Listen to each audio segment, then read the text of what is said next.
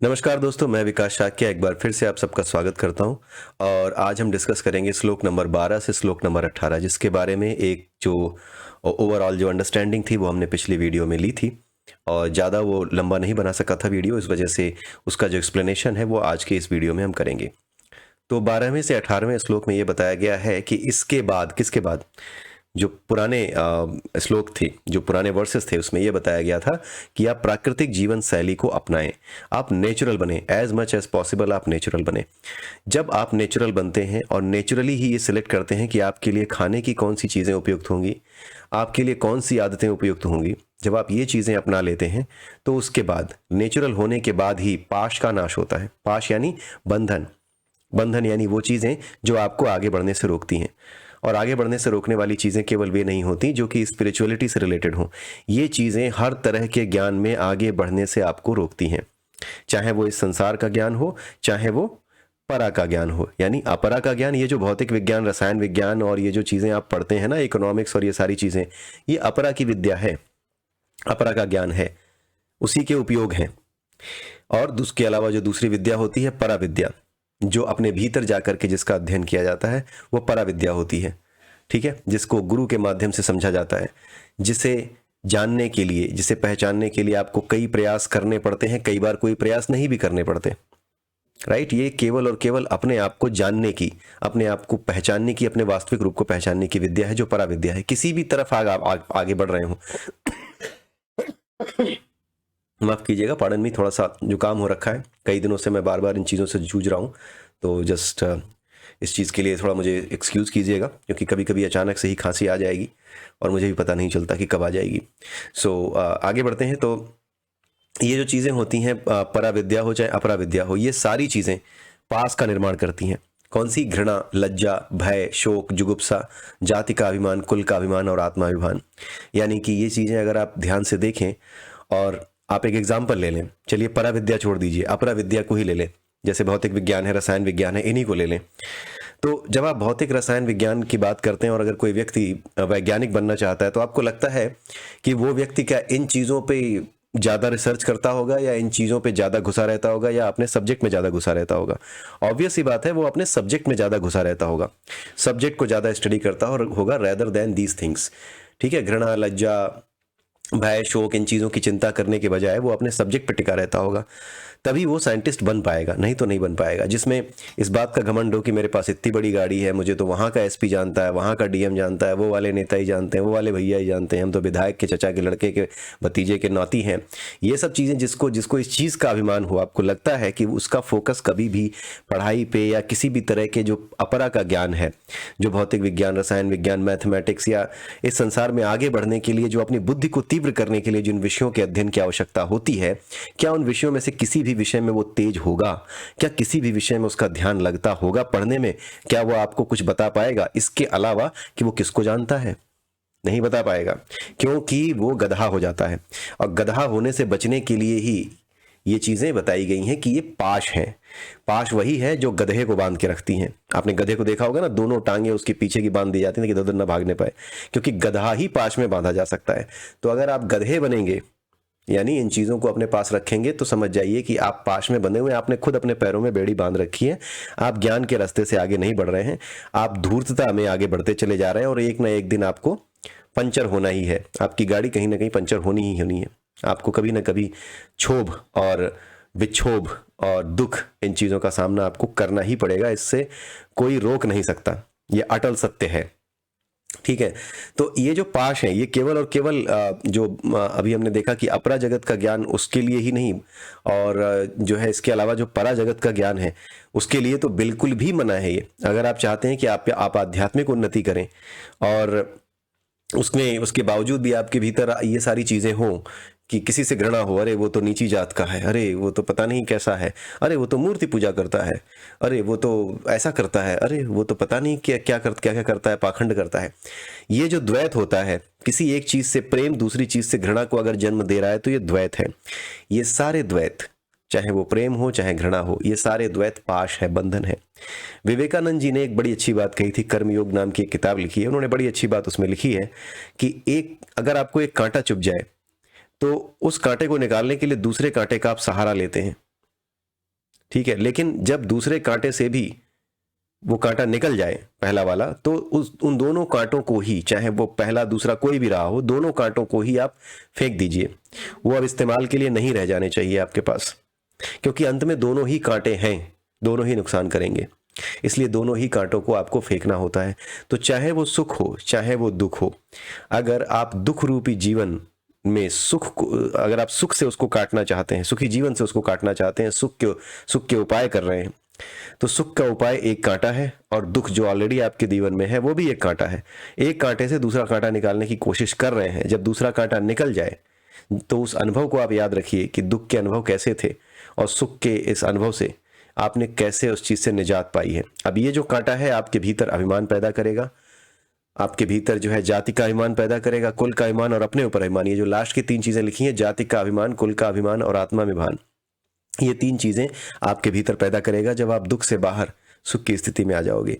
लेकिन जब तक आप दुख की स्थिति में रहोगे तब तक अपने ऊपर घृणा, लज्जा, डर, किसी तरह का दुख, जुगुप्सा, ये चीजें आपको परेशान करती रहेंगी। ये आपने देखा होगा, ये कोई नई बात नहीं बता रहा हूं, ये आपके अनुभव में है। कुछ भी ऐसा नहीं बताया जा रहा है जो आपके अनुभव में नहीं है, ये सब आपके अनुभव में है, लेकिन आपकी स्मृति ऐसी है कि रोज अनुभव करने के बावजूद भी आप इन चीजों को सोच नहीं पाते, विचार नहीं कर पाते। इसी को कहते हैं स्मृति का लोप होना। इस संसार में जितने भी लोग हैं जो आध्यात्मिकता के रास्ते पर नहीं है, जो अपने आप को आत्मा के रूप में न जानकर, ऊर्जा के रूप में न जानकर एक शरीर के रूप में जानते हैं, वो सभी लोग इन चीजों को जानते हुए भी इन चीजों से अनभिज्ञ हैं, अज्ञान है, ठीक है, अनजान है। ठीक है, तो ये सारी चीजें इसमें बताई गई हैं। इन पाशों का नाश करने के लिए जो है सारी चीजें कही गई हैं कि जब आप प्राकृतिक जीवन शैली, नेचुरल लाइफस्टाइल अपना लेते हो तो उसके बाद ये सारी चीजें समाप्त हो जाती हैं। तो कुल मिलाकर के यहाँ पे यही बताया जा रहा है कि सुख हो या चाहे दुख हो, चाहे वो सुख के भाव हो या दुख के भाव हो, उन सब भावों से उत्पन्न होने वाले अलग तरीके के भाव जो अभिमान के या फिर अपने, ये बेसिकली मोरल से रिलेटेड है। ये शुरू के अगर आप 4 देखें, घृणा, लज्जा, भय, शोक, जुगुप्सा, 5 ये देखें, तो ये मोरल को डाउन करने वाली चीजें हैं। ये डाउन मोरल जब होता है तब ये चीजें पैदा होती हैं। जब आदमी का मोरल ऊंचा होता है तो अपनी कास्ट का अभिमान, अपने कुल का अभिमान, अपने आप पर अभिमान, ये सारी चीजें प्रकट होती हैं। तो दोनों ही स्थितियों में पाश प्रकट होता है। पाश हमेशा रहता है, चाहे आप सुखी रहें चाहे दुखी रहें।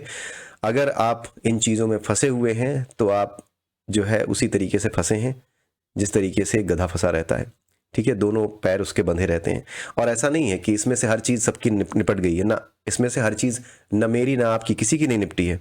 तो तब तक अपने आप को यही समझिए कि आपका जीवन उस गधे से बेहतर नहीं है, हमारा जीवन उस गधे से बेहतर नहीं है जो बंधा रहता है, जिसको बांधना पड़ता है। वो तो, उसको तो बांधा जाता है, वो तो बेचारा मजबूर है। हम तो खुद इन चीजों से अपने आप को बांध लेते हैं। संसार में काम करिए लेकिन इन सारी चीजों से मुक्त होकर करिए। और लेकिन ये भी एक सच्चाई है कि इस बात को ध्यान रखिए कि ये सारी चीजें एकदम से नहीं चली जाती, ना मेरी गई हैं, ना आपकी गई हैं, ना बड़े बड़े ज्ञानियों की इतनी जल्दी गई थी। ठीक है, इसीलिए इन बातों से परेशान होने की जरूरत नहीं है, लेकिन ये किस स्तर की हैं और वो कितना नुकसान करेंगी, इस बात की अवेयरनेस होना जरूरी है। इसका मतलब ये नहीं है कि हम अपने आप को गधा समझें, नहीं, गधा समझे नहीं, आप ये जान गए कि गधे की प्रकृति क्या होती है, गधा किस स्थिति में आदमी बना रहेगा। अगर आप अवेयर हो गए हैं, अगर गधा अवेयर हो जाए कि वो गधा क्यों है, तो उस स्थिति से निकलने की कोशिश शुरू कर देगा। उसी तरीके से जब हम अवेयर हो जाएं कि पाश क्या है, तो हम भी उससे निकलने की कोशिश कर सकते हैं, बिल्कुल कर सकते हैं। और हमारे अंदर ही क्षमता है इन पासों से बाहर निकलने की, क्योंकि हम मनुष्य हैं, हमें उतनी स्वतंत्रता मिली हुई है जितनी किसी जीव को इस पृथ्वी पर नहीं मिली हुई है। इसलिए कहीं से भी ये मत समझिए कि हम अपने आप को गधा समझें या मैं अपने आप को गधा कह रहा हूं, नहीं। हम जो है इस चीज को समझ रहे हैं, एक उपमा दे रहे हैं कि किस तरीके से पाश हमें बांध करके किस स्तर पे ले जाएगा। अगर इन पाशों से, यानी कि इन बंधनों से बंधे हुए हैं, तो हम किस जीव के स्तर तक पहुंच जाएंगे, उसकी बात हो रही है। आइए अब देखते हैं बाकी की चीजें आपने पढ़ी होंगी, पिछले वीडियो में हमने डिस्कस भी की थी। आइए अब इसका डिस्कशन करते हैं। ठीक है, तो जब इन चीजों को आदमी छोड़ देता है, घृणा, लज्जा, इन सभी चीजों से ऊपर उठ जाता है। कभी कभी ये चीजें, मतलब ये ना धीरे धीरे जाती हैं, कभी कभी आती हैं, आप अवेयर रहते हो, फिर आपको लगता है कि हाँ ये करना ठीक नहीं है। ठीक है, फिर आप जैसे ही अवेयर होते हो आप उन चीजों से दूर जाते हो। धीरे धीरे करके इसकी इंटेंसिटी, घृणा की, लज्जा की, भय की, शोक की, अभिमान की, इसकी इंटेंसिटी धीरे धीरे कम होने लगती है। नेचर भी आपका हेल्प करती है। जब आप आध्यात्मिकता में आगे बढ़ते हो तो ऐसे ऐसे लोग जो आपके सामने खड़े होकर कभी बात नहीं कर पाते थे, वो आपको बकवास करते हुए नजर आएंगे, आपको नीचा दिखाते हुए नजर आएंगे, आपसे ऐसी बातें करते हुए नजर आएंगे जैसे वो कितने ज्ञानी हैं और आप कितने बेवकूफ़ हैं। ये स्थितियां होती हैं, ये नेचुरल है, इसमें घबराने की कोई जरूरत नहीं। अगर ऐसा होने लगे तो आप ये मत सोचिए कि मैं तो स्पिरिचुअल लाइफ पे या एक सही लाइफ पे जब चला तो मेरे साथ तो संकट ही संकट आने लगे। नहीं, यही रास्ता ही है। जब डॉक्टर इलाज करता है तो तकलीफ आपको होती है। जितनी देर तक ट्रांजिशन वो होता है जहां पे आपको बीमार की स्टेज से सही स्टेज में लाया जाएगा, या फिर आपके शरीर पे अगर कोई फोड़ा हो रखा है उसमें चीरा लगाया जाएगा, तो तकलीफ तो होगी, लेकिन यही प्रोसेस है। बिना उस तकलीफ के उस फोड़े से निजात या उससे छुटकारा नहीं पाया जा सकता। ये नेचुरल है। इसलिए ये प्रकृति जो स्वयं परमात्मा का अप्रत्यक्ष रूप, प्रकट रूप है, वो क्या करती है, वो आपकी मदद करना शुरू करती है। और मदद किस रूप में आती है? मदद इसी रूप में आती है, आप इसको समझ जाइए कि ये मदद इसी रूप में आती है कि ऐसे ऐसे लोग जो आपसे खड़े होकर के बात तक नहीं कर पाते थे, वो आपको ऐसा ज्ञान देंगे, ऐसा लगेगा जैसे कि आप तो 2 साल के दुधमुहे बच्चे हो और वो तो परम ज्ञानी महापुरुष हैं। इस तरीके से वो बातें करेंगे, आपको बिना बात के ही अपमानित किया जाएगा। कई बार ऐसा होगा कि आपको उन चीज़ों के लिए अपमानित होना पड़ेगा जो आपने सोची भी नहीं होंगी। आप कहेंगे अरे ये क्या हो गया, मतलब इसका कोई सेंस नहीं बनता था कि मुझे ऐसा कह दिया जाए। बट द थिंग इज कि आपको ये ध्यान रखना है, ये अवेयर रहना है कि यही होता है, ऐसा ही होता है, इसके अलावा कुछ नहीं होता। इस रास्ते पर चलने का और कोई नियम नहीं है। ये बिल्कुल आपके शरीर पे कोई फोड़ा है तो उस फोड़े को चीरा लगा के काटने वाली जो व्यवस्था होती है, कुछ वैसी ही व्यवस्था है। उस तकलीफ से, उस पीड़ा से आपको गुजरना होगा। तो ये जो कुछ आपके साथ होने लगता है, ये चीरा लगाने की ही प्रक्रिया है, इससे घबराए नहीं, ये होगा। हो सकता है आपके अपने पत्नी, अपने बच्चे, अपने रिश्तेदार, अपने माँ बाप तक हो सकता है कि आपसे ऐसी बातें कहें जो कि आपको लगे कि यार अब तो मुझे संसार छोड़ ही देना चाहिए, लेकिन आप छोड़िएगा नहीं। संसार में रह करके, इसके दुखों को झेल करके, ये जो चीरा लग रहा है, इस चीरे की तकलीफ को सह करके जो आगे निकलता है वही स्वस्थ होगा। जो इससे भाग गया, डॉक्टर इलाज कर रहा है, उस समय तुम उठ के भाग गए कि अरे यार ये तो चीरा लगाएगा, कितना ब्लड निकलेगा, कितना मवाद निकलेगा, मैं निकल के भाग रहा हूँ। कई बार होता है ना ऐसा कि हाँ भाई ऑपरेशन के डर से बंदा भाग गया, उसको पकड़ा गया, होश आ गया, निकल के भाग गया, नहीं मुझे ऑपरेशन नहीं कराना, दोबारा इंजेक्शन, उसको बेहोश किया जा रहा था, वो कह रहा नहीं नहीं नहीं, मेरे शरीर में चीरफाड़ करोगे, मैं जा रहा हूँ, मुझे मरने दो, मुझे जिंदा रहने की जरूरत नहीं है। तो कुछ ऐसी स्थिति हो जाती है। तो ये इस स्थिति में मत आइए, ये स्थिति नेचुरल है, इससे घबराइए नहीं। सारे दैवीय तत्व आपकी सहायता कर रहे होते हैं जब आप इस स्थिति में होते हैं, इस बात को ध्यान रखिएगा।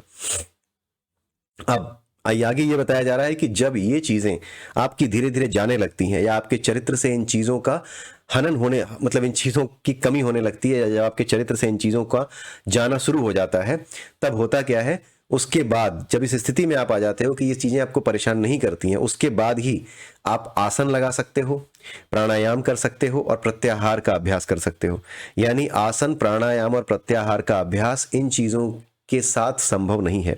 यानी अगर आपके पास कुल का अभिमान, जाति का अभिमान, अपने ऊपर अभिमान, भय, जुगुप्सा, ये सारी चीजें आपके भीतर अगर हैं, तो बिल्कुल भी आसन, प्राणायाम, प्रत्याहार का अभ्यास आप नहीं कर पाएंगे। सब बेकार है, समय की बर्बादी है। आप केवल बैठे हुए हैं किसी जगह पे, आप केवल सांस ले रहे हैं, छोड़ रहे हैं, एक कुछ बताई हुई विधि है उसका पाखंड कर रहे हैं। पाखंड और सत्य में यही अंतर होता है। अगर आप प्राणायाम कर रहे हैं, इस तरीके से कर रहे हैं कि आपके मन में अभी भी दिन में चलने वाली कोई घटना है, या फिर किसी से आपको बदला लेना है, उसके विचार चल रहे हैं, या फिर आपकी गर्लफ्रेंड ने किसी से बात कर ली तो आपकी चिंता जो है, आपको भय लगा हुआ है कि भैया कहीं चली ना जाए, कहीं ऐसा ना हो कि दूसरा जो व्यक्ति है उसके साथ उसके जो है कहीं प्रेम संबंध ना शुरू हो जाए। तो इस तरह की भय मैंने देखा है, इसलिए बता रहा हूँ, और आपने भी देखा होगा कि इस तरह की चीजें होती हैं, इस तरह के विचार आते हैं। तो इन विचारों के साथ, इस भय के साथ, इस लज्जा के साथ, इस घृणा के साथ अगर आप बैठे हुए हैं और बैठ करके सांस ऊपर नीचे, कपालभाति और कुछ भी कर रहे हैं, कोई फायदा नहीं है, मत करिए, कुछ नहीं होने वाला। इन चीजों से पहले छुट्टी पाइए, अपनी जीवन शैली को प्राकृतिक बनाइए। सुबह उठिए, सूरज के साथ उठिए, सूरज जैसे ही डूब जाए उसके बाद खाना खाना बंद कर दीजिए। पूरे दिन में जितना भी अपना नियम बनाइए, क्या खाना है क्या नहीं खाना है। उसके बाद सूर्य के छिपने के बाद आप जो है सो जाइए, सो नहीं जाइए, अपना खाना पीना बंद कर दीजिए। सोने का समय एक निश्चित समय होता है। आज की जीवन शैली के हिसाब से कई बार वो पॉसिबल नहीं हो पाता, हमारे आपके लिए भी पॉसिबल नहीं है, क्योंकि मैं भी सॉफ्टवेयर फील्ड में हूँ, और सॉफ्टवेयर फील्ड में होने के नाते कई बार रात के 12-1 बजे भी मुझे कई बार मीटिंग्स अटेंड करनी पड़ जाती हैं, कई बार मुझे मेल के रिप्लाई करने पड़ जाते हैं, उतनी देर तक जगना पड़ जाता है। तो अगर इन चीज़ों की मजबूरी ना हो तो अधिक से अधिक नेचुरल रहने का प्रयास कीजिए, ठीक है। और कोशिश करने में कोई हर्ज नहीं है। जिस दिन आपको लगे कि आप काम जल्दी समाप्त कर सकते हैं उस दिन आप इन चीज़ों को फॉलो कीजिए। और कम से कम सोने का समय, जो रात को सोने का समय है, जो मेरा भी बिगड़ा हुआ है, उसे सही करना हमारे लिए बहुत ज़रूरी है।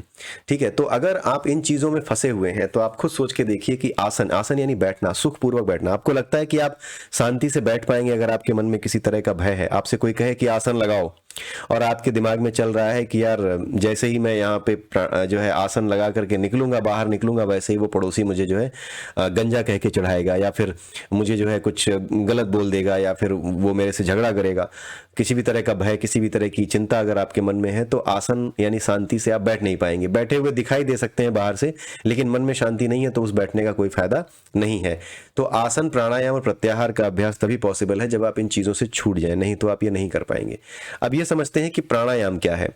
देखिए, हमारे शरीर में दो तरीके की नर्व्स होती हैं। हमारा नर्वस सिस्टम जो होता है वही इंफॉर्मेशन को एक जगह से दूसरी जगह पहुंचाता है।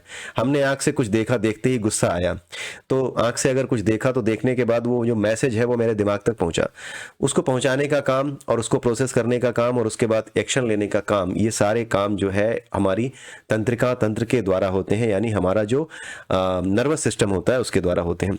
अब इस नर्वस सिस्टम में दो तरह की कोशिकाएं होती हैं, दो तरह की सेल्स होती हैं।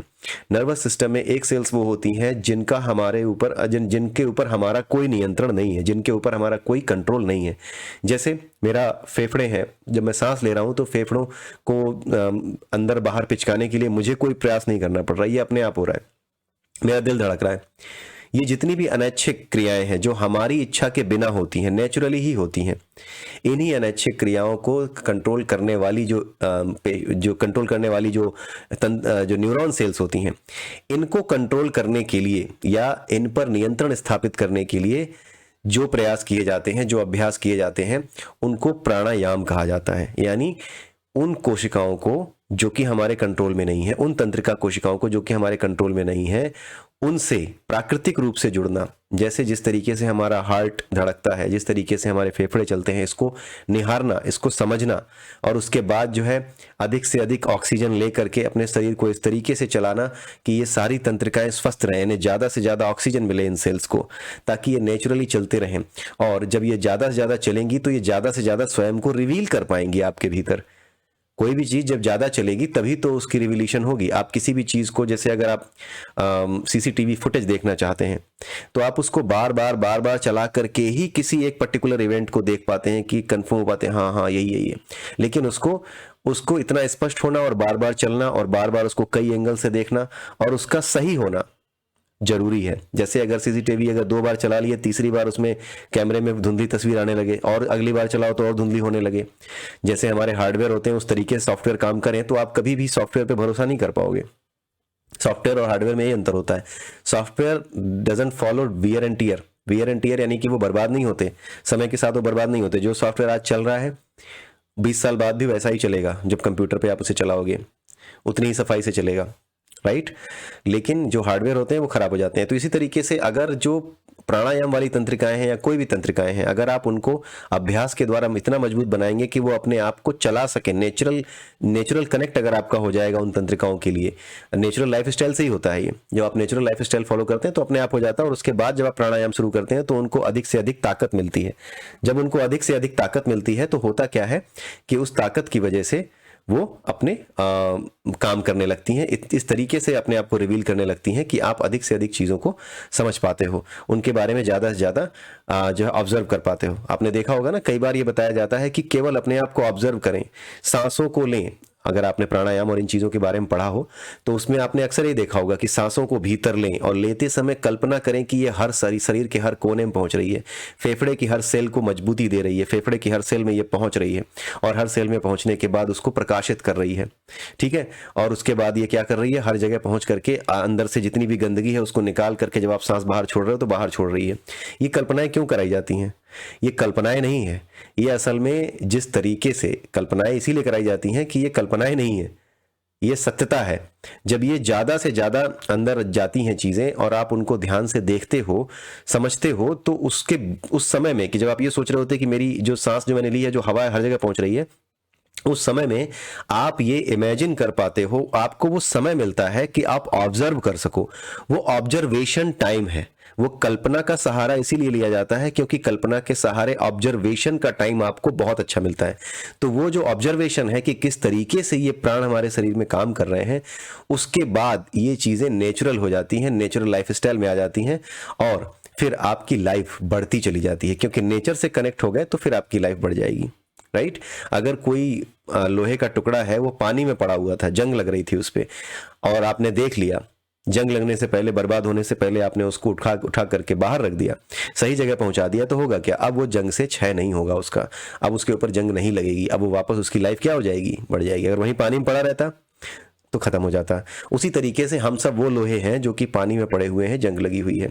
अपने आप को इस जंग की स्थिति से उठा करके उस जगह पे ले जा करके रखना है जहां पर इसे साफ हवा, पानी, सब कुछ मिले, यानी नेचर के साथ कनेक्ट करना है। जैसी नेचुरल उसकी प्रवृत्ति है, जिस नेचर में वो जिंदा रह सकता है, सही से ज़्यादा दिन तक रह सकता है, उसी जगह पहुंचाना है। तो यही प्राणायाम है। प्राणायाम यानी प्राणों को कनेक्ट करना, योग करना प्राण का इस प्रकृति के साथ।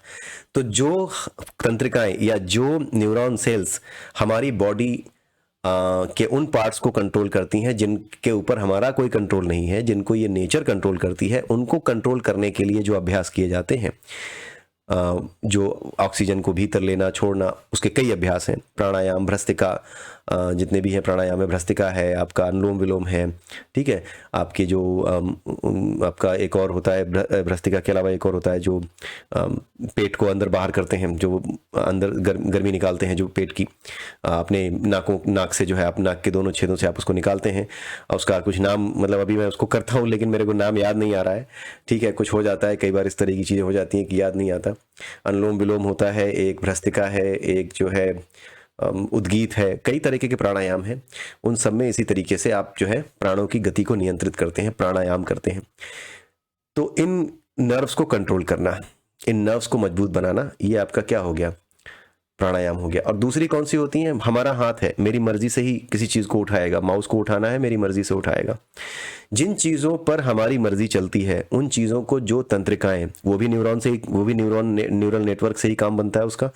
तो जो तंत्रिकाएं हमें, जिन तंत्रिकाओं पर हमारा कंट्रोल होता है, हमारी मर्जी से जो तंत्रिकाएं, जो तंत्रिका कोशिकाएं काम करती हैं, हाथ की, पैर की, जीभ की, आँख की, कान की, मुझे कुछ सुनना है, कान लगा लिया सुनने के लिए, ठीक है। तो ये सारी चीज़ें हम क्या करते हैं, इन सारी तंत्रिकाओं को कंट्रोल करने का जब हम काम करते हैं तो इसको प्रत्याहार कहते हैं। इनको कंट्रोल में करने का काम प्रत्याहार के जरिए किया जाता है। प्रत्याहार यानी अपनी इंद्रियों की दिशा को भीतर की ओर मोड़ना, प्रभु की ओर मोड़ना। या तो भीतर की ओर मोड़ने का अर्थ है ज्ञान के लिए, यानी ये काम, इन हाथों से वही काम करो जिससे आपका ज्ञान बढ़े, इन आंखों से वही देखो जिससे आपका ज्ञान बढ़े, इन कानों से वही सुनो जिनसे आपका ज्ञान बढ़े। आप दो तीन चीज़ें देखिए, आंख और कान, ये दो इंद्रियां ऐसी हैं, और ये नाक, ठीक है, ये कुछ इंद्रियां ऐसी हैं जो बहुत महत्वपूर्ण हैं, और ये इंद्रियां ऐसी हैं कि इनमें दोनों के गुण लगभग पाए जाते हैं, ऐच्छिक के भी अनैच्छिक के भी। ऐच्छिक ऐसे है कि मैं कुछ सुनना चाहता हूं तो मैं अपने कान आगे कर दूंगा, मैं कुछ देखना चाहता हूं तो मैं देखना शुरू कर दूंगा, ठीक है, उसके लिए मैं खोज में जाऊंगा उस चीज़ को देखने के लिए जिस चीज़ को देखना है, और जो सुनना चाहता हूं उसके लिए अपनी नाक का इस्तेमाल करूंगा। लेकिन इसके अलावा भी एक चीज़ और हो सकती है जो कि आपको अनुभव में है। मैं बैठा हुआ हूँ, अचानक से किसी ने पटाखा बजा दिया, मैं नहीं सुनना चाह रहा था पटाखे का शोर, लेकिन वो शोर मेरे कानों में पहुंचेगा। मैं नहीं देखना चाह रहा था कुछ ऐसा दृश्य कि मेरे दोस्त ने मुझे ऐसा बोला, मेरे सामने खड़ा होकर ऐसा बोल रहा है, मैं उसको देख रहा हूँ और मेरे लिए वो कुछ ऐसा गलत काम करने जा रहा है जिससे मेरा नुकसान होगा, मैंने ये सब देख लिया है। ये मैं देखना नहीं चाह रहा था लेकिन मैंने देख लिया है। तो ये ऐच्छिक और अनैच्छिक दोनों का बिहेवियर एक साथ शो करती हैं, लेकिन जो कुछ हमारे सामने आता है उसकी रिएक्शन में ही ये काम करती हैं। इसलिए मूल रूप से ये क्या है, ये ऐच्छिक है। ऐच्छिक क्यों है? क्योंकि ये हमारा स्वभाव है कि अगर कुछ बुरा हुआ तो हम बुरा मान जाएंगे, अगर कुछ बुरा सुन लिया तो हम बुरा मान जाएंगे, ये हमारा स्वभाव होता है। हमें इन चीज़ों से दूर होना पड़ता है। तो इन चीज़ों से दूर होने का अभ्यास करने के लिए भक्ति योग का, ज्ञान योग का, कर्म योग का अभ्यास किया जाता है। यानी कानों को या तो उन कामों में लगा दो जिन कामों को आप करते हो, उन कामों के प्रति, उस काम के प्रति समर्पित कर दो। अपनी आंखों को उस काम के प्रति समर्पित कर दो जो काम आप करते हो। अपनी नाक से उन्हीं चीज़ों को सूंघो जो आपके लिए बेहतर हैं, आपके मन को शांत रखती हैं। ऐसी सुगंध और दुर्गंध वाली जगह पे मत जाओ जो आपके मन को बिल्कुल पूरी तरीके तरीके से बेचैन कर दे या आपको ऐसा लगे कि यार ये क्या सूंघ लिया है, ठीक है, इस तरह की चीज़ें जो है ना करें, इससे बचें। तो ये जो चीज़ें होती हैं इन इंद्रियों की दिशा को, जिनके ऊपर हमारा कंट्रोल होता है, उन इंद्रियों की दिशा को अपने भीतर मोड़ना, भक्ति योग के माध्यम से, ज्ञान योग के माध्यम से, कर्म योग के माध्यम से। जब हम भीतर की ओर मोड़ते हैं तब क्या होता है, प्रत्याहार होता है। भीतर की ओर मोड़ने का क्या मतलब है, अपनी इन आंखों से हम जो चीज़ें देखते हैं इस संसार में, मुझे देखने का मन करता है कि मैं कुछ ऐसा देख लूं जिससे देखने के बाद मुझे शांति मिल जाए, या कुछ ऐसा देख लूं जिसको देख के मुझे खुशी हो, या फिर मैं वो जान जाऊं जिससे मेरी घृणा और बढ़ जाए। जैसे किसी व्यक्ति के बारे में मेरे विचार हैं, गलत विचार हैं कि ये व्यक्ति शायद मुझे धोखा दे रहा है, मुझे कन्फ्यूज़न है कुछ कि यार ये आदमी कुछ मेरे खिलाफ कुछ तो कर रहा है या कुछ ऐसा कर रहा है जो मुझे पसंद नहीं है। तो मैं ये जानना चाह रहा हूँ, मैं वो देखना चाह रहा हूँ अपनी आंखों से कि क्या ये सच है। तो अपनी घृणा को बढ़ाने का काम भी हम स्वयं करते हैं, और अपने मन को अच्छा लगे इन चीज़ों की खोज भी हम स्वयं करते हैं। तो इन चीज़ों की खोज करने के बजाय, बाहर खोज करने के बजाय, सुख और दुख, घृणा, जुगुप्सा, इन चीज़ों में उलझने के बजाय, बाहर की ओर जाने के बजाय आप इन चीज़ों को भीतर की ओर मोड़ दो। अगर आपने भगवत गीता का 12वां अध्याय पढ़ा हो जिसका नाम है भक्ति योग, तो भक्ति योग में यही समझाया गया है। भक्ति योग में यही बताया गया है कि भक्ति का अर्थ है जितने भी काम आप करते हो वो सब करते रहो, लेकिन उन सभी कर्मों की दिशा को किसकी ओर मोड़ दो, अपने भीतर की ओर मोड़ दो, ठीक है। और ये खासकर उन कामों के लिए है, इन जो वो काम जो आप करते हो ना, उन कामों का जो एंड रिजल्ट होता है, उस रिजल्ट के आने के समय जो चीजें होती हैं, जो भाव होते हैं, उन्हीं भावों को ईश्वर को समर्पित करना, यही भक्ति योग होता है। तो एक एग्जांपल मैं दे रहा हूं भक्ति योग का केवल आपको। तो होता यह है कि जैसे अगर आप कहीं जा रहे हैं, कुछ खाना है आपको, राइट, तो खाते समय आप बस ये ध्यान रखिए कि ये जो आप खा रहे हैं ये ईश्वर तक पहुंच रहा है, क्योंकि जो आपके भीतर है ना, आपके भीतर जो ऊर्जा है जिससे आप चल रहे हो, वो अंत में ईश्वर की ही ऊर्जा है, वो ईश्वरीय ऊर्जा ही है जिसे आप देख नहीं पाए हो, लेकिन वही चला रही है। तो जो कुछ आप खा रहे हो वो अल्टीमेटली इस शरीर में वही सब पहुंचा रहे हो जिस पर ईश्वर का जिस पर प्रभाव है, राइट। तो आप इस तरीके से मत पहुंचाओ कि आप स्वयं ईश्वर तक ना पहुंच सको। नुकसान आपका परमेश्वर का नहीं है। आप कुछ गंदा खिला करके अपने शरीर का नुकसान नहीं कर रहे हो, आप अपनी आत्मा का नुकसान कर रहे हो। आप उसका नुकसान कर रहे हो जिसको आपको देखना था, जिसको आपको साफ करना था। इसलिए भक्ति योग में क्या किया जाता है कि अगर कुछ खाना है तो ऐसा खाओ जो ईश्वर को अर्पित किया जा सकता है। क्या आप मांस मछली, जैसे अगर कुछ धार्मिक मान्यताओं को छोड़ दें, कुछ विशेष संप्रदायों में, तो आप क्या मांस मछली चढ़ा सकते हो अगर आप खुद नहीं खाना चाहते तो, राइट। अगर आप किसी देवता को देखो कि उसकी प्रकृति क्या है, सौम्य प्रकृति है, तो क्या आप उसको मांस मछली चढ़ा सकते हो? तो क्या आप स्वयं खाना चाहोगे? तो अगर आप भगवान कृष्ण के पुजारी हो या भगवान शंकर के पुजारी हो, तो क्या आप इन चीज़ों को चढ़ाना चाहोगे? हनुमान जी के पुजारी हो, श्री राम जी के पुजारी हो, भक्त हो, तो क्या आप इन चीज़ों को चढ़ाना चाहोगे उन्हें? तो अगर आप इन चीज़ों को उन्हें नहीं चढ़ाना चाहोगे, नेचुरली आपको समझ में आएगा कि ये नेचर उनका नहीं है कि उन्हें ये चीज़ें चढ़ाई जाएँ, ये नेचर ही उनका नहीं है। तो जब अगर आप उनके भक्त हैं और उसके बावजूद भी खाना पीना अगर आपका अलग तरीके का है, तो आप ये समझ जाइए कि आपकी परीक्षा और कठिन होगी, कठिन होगी। हो सकता है आप में श्रद्धा हो, लेकिन हो सकता है अपनी जीभ पे आप कंट्रोल न कर पा रहे हो, तो आपकी परीक्षा और कठिन होगी, आपको और मुसीबतों से गुजरना पड़ेगा। और उसके बाद ही आप निकल करके या तो सामने आएंगे या फिर बिखर जाएंगे, या तो आप निखर जाएंगे या बिखर जाएंगे, दोनों में से एक ही होगा, दोनों काम नहीं हो सकते, ठीक है। तो इसलिए जो अपने इंद्रियों की दिशा है, खाना है, कुछ करना है, तो ऐसा मानना है कि कर तो दिया ये काम, लेकिन करने के बाद जो कुछ आएगा वो अगर आपके नियंत्रण में नहीं है, उसका फल, किसी भी चीज का फल आपके नियंत्रण में नहीं होता। आपने कर तो दिया कोई काम, आपने सोचा कि मैं ये कर दूंगा वो कर दूंगा, आप पहुंच गए डेरा डब्बर लेकर के सबके जो है जिस अपने दुश्मन के यहाँ आप पहुंच गए, पूरी योजना से गए, लेकिन उसके बावजूद भी आपकी हार हो सकती है, पासा आप पे उल्टा पड़ सकता है। आप परमात्मा नहीं है, आपके ऊपर पासा उल्टा पड़ सकता है। तो ये जो जो एंड रिजल्ट होता है, ये आप ईश्वर को समर्पित कर दें, यानी दिशा को ईश्वर की ओर मोड़ दें। ये काम मैं अपने लिए नहीं, ये मैं ईश्वर को अर्पित करता हूं, जो मैंने कर दिया वो ईश्वर को अर्पित कर दिया, ठीक है। इसका मतलब ये नहीं है कि गलत काम करके आप ईश्वर को अर्पित कर दें, आप कर ही नहीं सकते, क्योंकि अगर आप गलत काम करते हैं तो उसमें आपका अभिमान जुड़ा होता है। भले ही आप अंदर अंदर ये कह दें कि भगवान सब तुम्हारा है, लेकिन एक जो धागा है ना, एक जो चिमटी जिसको कहते हैं, एक चिमटी सी काटती रहेगी कि नहीं ये है तो मेरा ही, ऐसा ही होता है। तो जो व्यक्ति ऐसे काम कर रहा है जो अधर्म से युक्त है, वो कितना भी कहे कि मैंने अपने कर्म का फल ईश्वर को अर्पित कर दिया है, वो कर नहीं सकता। इसीलिए ये चीजें कोई पाखंड वाली चीजें नहीं है। लोग कहते हैं गंगा नहा लो, अरे वो आदमी गंगा नहा ही नहीं सकता जो कमीना है, जो बदमाश है, जिसके अंदर बदमाशी है, वो कभी नहा ही नहीं सकता गंगा। गंगा नहाने का अर्थ होता है अपने आप को मन से पवित्र करना, मन से पवित्र करना। जो आदमी मन से पवित्र ना हो वो गंगा नहाने जाएगा ही नहीं, और अगर जाएगा भी तो उसे पता है कि उसने गंगा नहीं नहाई है, उसने केवल पानी डाला है गंगा जी का अपने ऊपर। गंगा में नहाने का अर्थ होता है अपने मन तक को गंगा के पानी की तरह, अपने पूरे अस्तित्व को गंगा के पानी की तरह निर्मल कर देना। गंगा नहाने का अर्थ केवल यह नहीं होता कि शरीर के ऊपर से पानी डाल दिया बस पाप धुल गए, नहीं। गंगा नहाने का अर्थ, तभी तो ये पाखंड और जो अंधविश्वास है और जो सच्चाई है, जो साइंस है, इनके बीच में, जो वैदिक साइंस है, इसके बीच में लोग अंतर नहीं कर पाते। उनको हर चीज़ पाखंडी लगती है कि गंगा नहाने से हर कोई वो हो जाता तो फिर तो मछलियां तो सबसे बड़ी पुण्यात्मा है। नहीं, अगर केवल शरीर की बात की जाए तो मछलियां सबसे बड़ी पुण्यात्मा है, लेकिन आपको पता है कि ये शरीर के स्तर पे नहीं है, मनुष्य शरीर नहीं है। कम से कम जो अज्ञानी है वो भी इतना जानता है कि मनुष्य कम से कम मन के स्तर पर तो अपना काम करता ही है, मन के स्तर से ही वो अच्छा या बुरा बनता है, इतना तो जानता ही है। तो गंगा जिसका कि नेचर है, जिसमें कि जिसका पानी कभी नहीं सड़ता, चाहे कुछ भी हो जाए उसका पानी हमेशा एक जैसा रहता है, उसी तरीके से आपको हमेशा एक जैसा रहना जब आ जाता है तब समझो आपने गंगा नहा ली। गंगा नहाने का ये मतलब है, ये अलंकारिक मतलब है उसका, गंगा नहाने का, कि आप भी अपने मन को उतना ही निर्मल कर लें कि चाहे कुछ भी स्थिति हो, कोई भी कूड़ा उसमें बहा दिया जाए, आप अपनी निर्मलता, अपनी पवित्रता को बहते बहते वापस बनाए रखेंगे। गंगा के पानी में भी लोग कूड़ा कचरा डालते हैं, लेकिन अल्टीमेटली वो बहती रहती है, बहते रहने की वजह से वो अपनी पवित्रता को बनाए रख पाती है। इसीलिए वो तरलता, वो लिक्विडिटी आपको अपने जीवन में भी रखनी है। इसीलिए कहा जाता है गंगा नहा लो। गंगा नहाने का मतलब है कि भाई अपने तन मन को पवित्र कर लो, मन को पवित्र कर लो, ठीक है, इसको कहते हैं गंगा नहाना। उसके बाद अगर आपका मन पवित्र है तो उसके बाद गंगा नहाना केवल एक औपचारिकता है। अगर आप नहीं भी नहाते हैं तो भी आपका मन गंगा के समान हो चुका है, आप गंगा नहा चुके हैं। गंगा नहाने का अर्थ है एक प्रतीकात्मक चीज है। जब आप गंगा नहाने जाते हैं तो उसके पहले इस लायक आप होने चाहिए कि आप गंगा नहा सको। जैसे यहाँ बताया गया ना कि आसन, प्राणायाम और प्रत्याहार करने से पहले आप इसके लायक तो बनो, ठीक है। तो ये सारी चीजें यहाँ पे बताई गई हैं।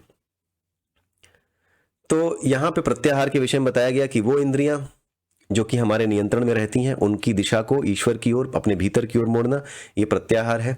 और प्राणायाम क्या है? जो हमारे नियंत्रण में नहीं होती उनको कंट्रोल में लाने की कोशिश करना, प्राणायाम के माध्यम से उनको उनका योग कराना प्रकृति से, ये प्राणायाम है, ठीक है।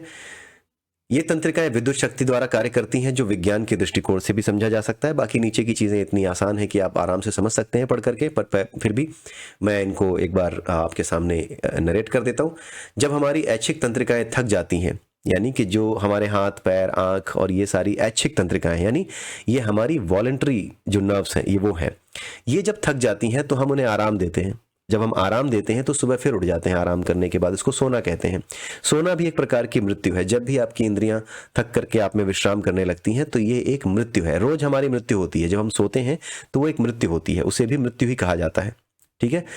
तो ये एक तरीके की मृत्यु ही होती है, रोज मृत्यु होती है। जो ये जानता है कि मैं रोज मरता हूं, कॉन्सेप्चुअली जो जानता है कि मैं रोज मरता हूं, उसे मृत्यु से डर समाप्त हो जाएगा। उसे पता है कि मरना क्या होता है। मरना है केवल विश्राम देना इंद्रियों को, और जागना क्या है? जागना क्या है? वापस उन इंद्रियों की इच्छा की पूर्ति करने के लिए वापस एक नए तरोताजा एहसास के साथ उठना, वापस उनको स्ट्रॉन्ग करके उठना कि आराम मिल गया, अब थकावट दूर हो गई, अब दोबारा अपने काम पे लगो, वही सारे खेल दोबारा शुरू करो जो कल तक चल रहे थे। तो ये क्या होती हैं? एक रोज की मृत्यु के बाद दोबारा आपकी ऐच्छिक जो तंत्रिकाएं हैं वो आपकी काम करने लगती हैं। ये दूसरे तरीके की मृत्यु है, ठीक है। ये नित्य प्रलय है, ये भी एक तरह की प्रलय है। प्रलय कब होती है? जब आप सो रहे हो, हर रोज जब आप सोते हैं, सोते समय जब आप सपने भी नहीं देखते, आपको पता भी नहीं चलता आप कहाँ हो, तो उसे नित्य प्रलय कहते हैं। ये उपनिषदों में, हमारे शास्त्रों में बताया गया है नित्य प्रलय क्या है। तो ये नित्य प्रलय है। जो शास्त्रों में नित्य प्रलय की बात की जाती है, अगर कहीं आपने ये शब्द सुना हो नित्य प्रलय, तो ये नित्य प्रलय वही होता है। रोज जब आप सोते हैं और उस स्थिति में होते हैं जब आप सपने भी नहीं देख रहे और गहरी नींद की स्थिति में, और आप ये जान भी नहीं रहे कि आप कहाँ हो, आप ये भी नहीं जान रहे कि जानना क्या होता है, आप ये भी नहीं जान रहे कि ना जानना क्या होता है। जब इन स्थितियों में आप होते हैं तो इस स्थिति को ही सोते समय इस स्थिति को ही क्या कहते हैं? नित्य प्रलय कहते हैं, ठीक है। तो हमारी ऐच्छिक तंत्रिकाएं थक जाती हैं तो हम उन्हें आराम देते हैं, सुबह उठते हैं, दोबारा एक नए जीवन में उठते हैं, ठीक है। शरीर यही रहता है।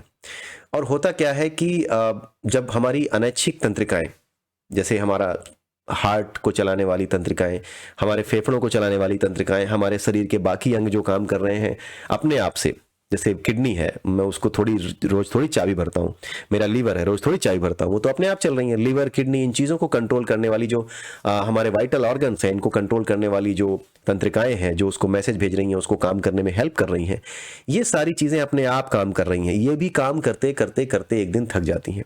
ठीक है, हम अपनी तंत्रिकाओं का इस्तेमाल कब करते हैं? हम अपनी तंत्रिकाओं का इस्तेमाल अपने मन के संकल्प द्वारा करते हैं।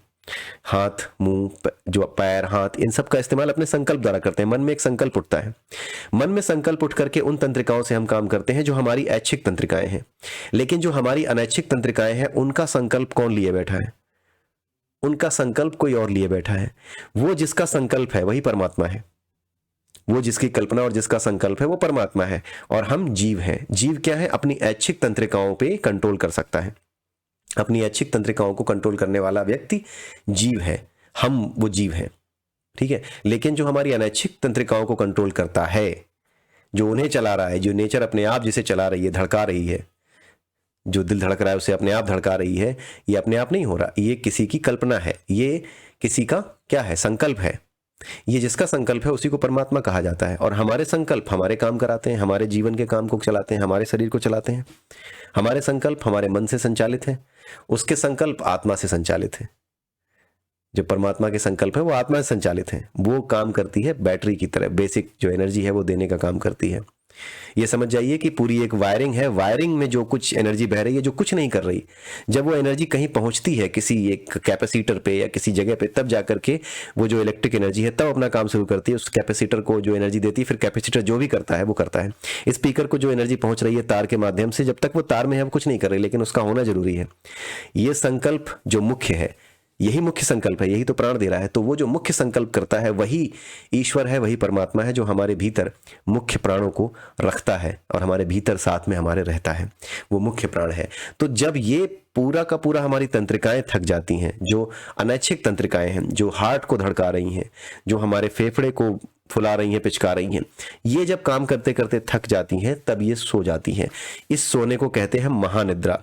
महानिद्रा यानी मृत्यु। यही महानिद्रा मृत्यु है। यानी मृत्यु क्या है? हमारी अनैच्छिक पेशियों का, यानी जो हमारे प्राण हैं, उन प्राणों का निकल जाना, उन प्राणों का निकल जाना या उन प्राणों का विश्राम की स्थिति में चला जाना। जैसे जब हम सोते हैं तो भी हमें शरीर का आभास नहीं रहता, उसी तरीके से जब ये महानिद्रा होती है तो वो भी क्या करती है? हमें छोड़ करके चले जाता है। वो परमात्मा हमारे शरीर से, इस जो हमारी जो आत्मा है वो इस शरीर से निकल करके चली जाती है। ठीक है, और किसी चीज से जुड़ी नहीं रह जाती। जब वो निकल के चली जाती है तो किसी चीज से जुड़ाव हमारा नहीं रह जाता, फिर ये शरीर से हमारा जुड़ाव नहीं रह जाता, ये समाप्त हो जाता है। ये केवल एक मिट्टी का ढेला रह जाता है। इसमें, इस शरीर में, किसी पापी के शरीर में, किसी पुण्यात्मा में, किसी में कोई अंतर नहीं रह जाता। लोग मृत आत्मा का, जो मृत शरीर है, उसका सम्मान किसी भी रूप में करें, लेकिन वो केवल एक मृत शरीर है। केवल उसके कर्मों की वजह से ही उस मरे शरीर को अच्छा या बुरा कहा जाता है। अन्यथा जो अच्छा या बुरा था वो कुछ और था, वो आपके भीतर था, वो निकल गया, वो चला गया। तो ये अनैच्छिक क्रियाएं कार्य करते करते थक जाती हैं, तो ये भी आराम करने के लिए महानिद्रा में चली जाती हैं, और यही मृत्यु कहलाती है। जैसे हम जाग जाते हैं और अपनी ऐच्छिक गतिविधियां शुरू करते हैं, उसी प्रकार अनैच्छिक इंद्रियां आराम करने के बाद जागती हैं, एक नए शरीर में जागती हैं। इसी को क्या कहते हैं? नया जन्म लेना कहते हैं। और नए जन्म का आपने कॉन्सेप्ट पढ़ा हुआ है कि हमारी एनर्जी जिस लेवल पे होती है, जिस तरह के मैटर में कन्वर्ट हो सकती है, एनर्जी ही मैटर में कन्वर्ट होती है। जैसे मैटर में ये कन्वर्ट हो सकती है, उसी मैटर में कन्वर्ट होकर के उसी तरह की इच्छाओं को जीने के लिए उस मैटर में कन्वर्ट होकर के वापस खड़ी हो जाती हैं। इंद्रियां वहां पे अपना काम करने लगती हैं। अनैच्छिक इंद्रियों को जो कंट्रोल करने वाले जो देव हैं, जो प्राण है, वो वहां पे उस शरीर में काम करने लगते हैं, उस शरीर में हृदय को धड़काने लगते हैं, बेसिक एनर्जी देने का काम जो भी करते हैं, जो बेसिक इंफ्रास्ट्रक्चर प्रोवाइड करते हैं हमारी बॉडी को, वो हमारा फेफड़े, हमारी आंत, हमारा शरीर के जो बाकी ऑर्गन्स हैं, वो ऑर्गन्स ही हमारे, देखा जाए तो कुछ है नहीं, देखने में कुछ नहीं है, वो मेन नहीं है। मेन है हमारा मन, जिससे हम अपना काम करते हैं, उनको तकलीफ पहुंचाते हैं। हमारा मन करता है अच्छा खा लो, कुछ भी हो जाए खाते रहो। उठा के ऐसा खाया कि लीवर ही फेल हो गया, ठीक है, उठा के ऐसा खाया किडनी ही खत्म हो गई। तो वो सारी चीज़ें जो कंट्रोल होती हैं, जो इम्पैक्ट डालती हैं शरीर पे, हमारे मन पे, हमारे शरीर पे, वो क्या है? वो हमारे विचार हैं, वो हमारी वासना है। ठीक है, तो मेन चीज़ वो है। ये शरीर तो बेसिक इंफ्रास्ट्रक्चर है, जो कुछ दिखता नहीं है, जो हमारे मन के संकल्प से, जो अदृश्य हमारा मन है उसके संकल्प से संचालित है, जो पूरे शरीर को बनाता, बिगाड़ता, खत्म करता है, वो मुख्य है। और लोग इस शरीर को मुख्य समझते हैं, इसी को लीपा पोती करके साफ सुथरा करते रहते हैं, और यही हमारा क्या है? अज्ञान है। अब उसके बाद आती है बात आसन की। आसन भी, आसन आप समझ सकते हैं, आसन भी एक आवश्यकता है, क्योंकि सुखपूर्वक यदि आप नहीं बैठ सकते, आप सोचिए अगर आपके मन में घृणा है, लज्जा है, किसी चीज़ से आपको शर्म आ रही है, आपको डर लग रहा है, आपको किसी चीज़ का दुख है, तो आप आराम से नहीं बैठ सकते। आराम से बैठने का अर्थ केवल ऐसा नहीं है कि आपको जगह मिल गई जहाँ पे आप टिके पड़े रहोगे ना। आराम से बैठने का अर्थ है कि आपका मन भी आराम में है, उसे इधर उधर भागने का ज़्यादा अवसर नहीं मिल रहा, आप शांति से बैठ सकते हो, आप शांति से बैठ करके मनन कर सकते हो, चिंतन कर सकते हो, रदर देन की जो चीज़ें आपको कंट्रोल कर रही हैं उन चीज़ों से आप डरते रहो, उन चीज़ों से आप घृणा में घिरे रहो, उन चीज़ों की वजह से आप किसी पे गुस्सा करते रहो। ये क्या है? ये पाश है। तो जब तक आप पाश में हो आप आसन भी नहीं लगा सकते, क्योंकि सुखपूर्वक यदि आप नहीं बैठ सकते तो आपकी इंद्रियां आपके मन को कुछ भी सीखने के लिए एकाग्र नहीं कर सकती। ये सही बात है। अगर आप सुखपूर्वक नहीं बैठ सकते, यानी आपके मन में, अगर आप पढ़ने के लिए बैठे हो और पढ़ने के लिए जब आप बैठे हो तो आपके मन में इनमें से कोई भी चीज़ है, इनमें से कोई भी चीज़ चल रही है, किसी के प्रति घृणा चल रही है, दिमाग में कुछ और चल रहा है, किसी तरह का शोक है, किसी तरह का भय है, तो कुछ नहीं हो सकता। ठीक है, तो इसी के साथ ये वीडियो मैं यहीं समाप्त करता हूँ। आप सबसे मैं अगले वीडियो में मिलूंगा फिर से, और वहाँ कुछ नए श्लोक हैं, 3-4 श्लोक, इसमें करीब 32 श्लोक हैं इस चैप्टर में, तो धीरे धीरे करके हम वो सारे समाप्त कर देंगे। अच्छा चैप्टर है, इसको आप समझते रहिए। इसको मैंने डिटेल में, इस पूरे के पूरे जो सीरीज़ है, जो कैवल्य दर्शन या होली साइंस की सीरीज़ है, इसको इसीलिए डिटेल में बना रहा हूँ क्योंकि ये बुक तो बड़ी पतली सी है, लेकिन इसमें जो कॉन्सेप्ट्स हैं उनको एलेबोरेट करना बहुत ज़रूरी है। सॉरी। तो इसी के साथ ये वीडियो यहीं समाप्त करता हूँ। अगले वीडियो में फिर मिलेंगे, तब तक के लिए जय सिया राम, जय श्री कृष्णा, जय श्री राधे।